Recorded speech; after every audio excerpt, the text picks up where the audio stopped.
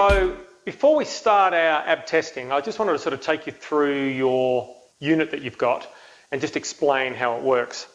So here's an example of unit. And there are a few different sort of versions or models, and what it's made up of a bladder of some sort, and it's a modified blood pressure cuff. So it's made up of a bladder, and that you can pump this bulb and put some air in it.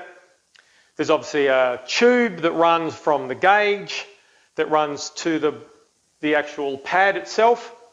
And the goal is that you put some air into this, and what you do is when you're laying on your back and you're undertaking these different levels of strength tests for your core, the pressure, you've got to maintain pressure whilst you're doing this particular test.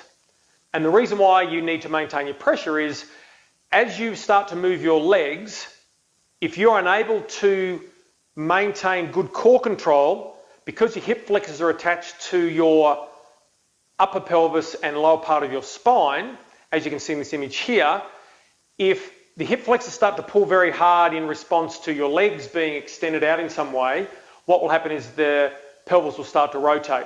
As it rotates, you will not be able to keep pressure on the pad underneath your lower back.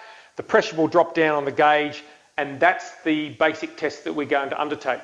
So we start with some very easy leg movements to then very advanced leg movements, and at some point along the time you will not be able to maintain the pressure, and that then is an indication of where your strength is for your core at this point in time.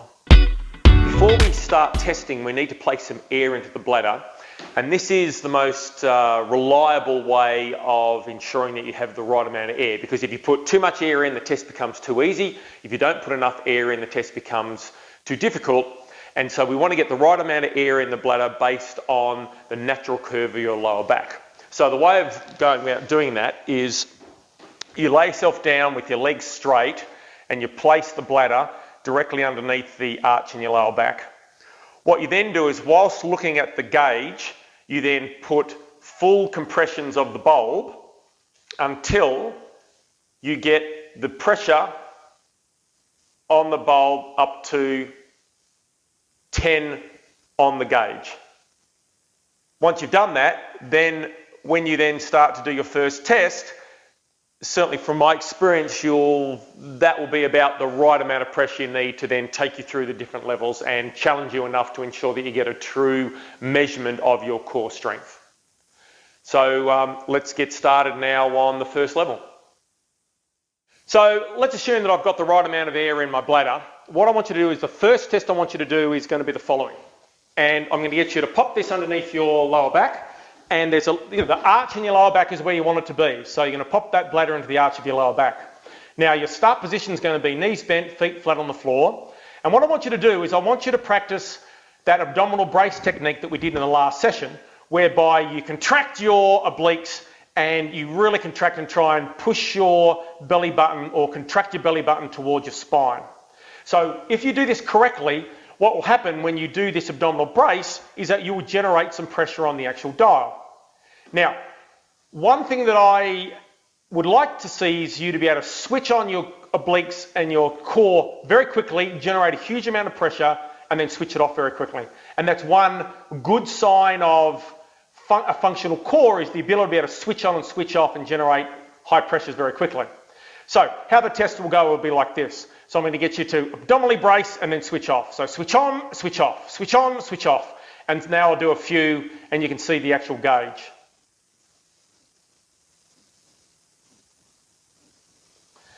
So once you've done that test, then we'll just move into level 1 of the 7 stages. So what level 1 is, you start in this neutral position with your knees bent, feet flat on the floor.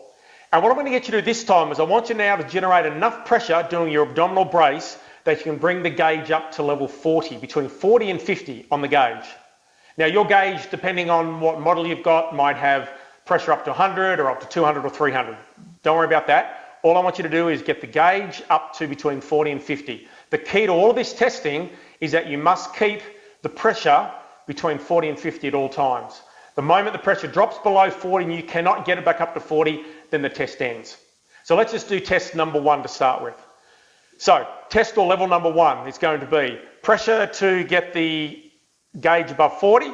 Now trying to hold that gauge above 40, What I then want you to do is I want you to see if you can slowly lift one foot up off the ground and then slowly place a foot back down, keeping that pressure above 40. Then relax. Then re-engage to above 40, slowly lift the other leg up off the ground, then slowly lower that back to the floor, and then relax. Now what you might find is that when you first do this, the gauge is wobbling all over the place, and that's also just a sign of core conditioning. As your core gets more conditioned and more coordinated, you'll get less and less wobble and the muscle will function more efficiently. The other thing you might see as well is that the gauge will often drop below the minimum 40 that's required at the point of when you're about to lift your leg off the ground and as you're about to lower your leg back to the ground. So they're two key parts to the exercise, is that as you're about to initially lift the foot off the ground, really focusing on keeping the pressure above 40, and as you're about to lower the leg back to the ground, again, really focus on keeping that pressure above 40. Once you get back to your finished position, switch everything off, relax, and then get ready to re-engage for the next test.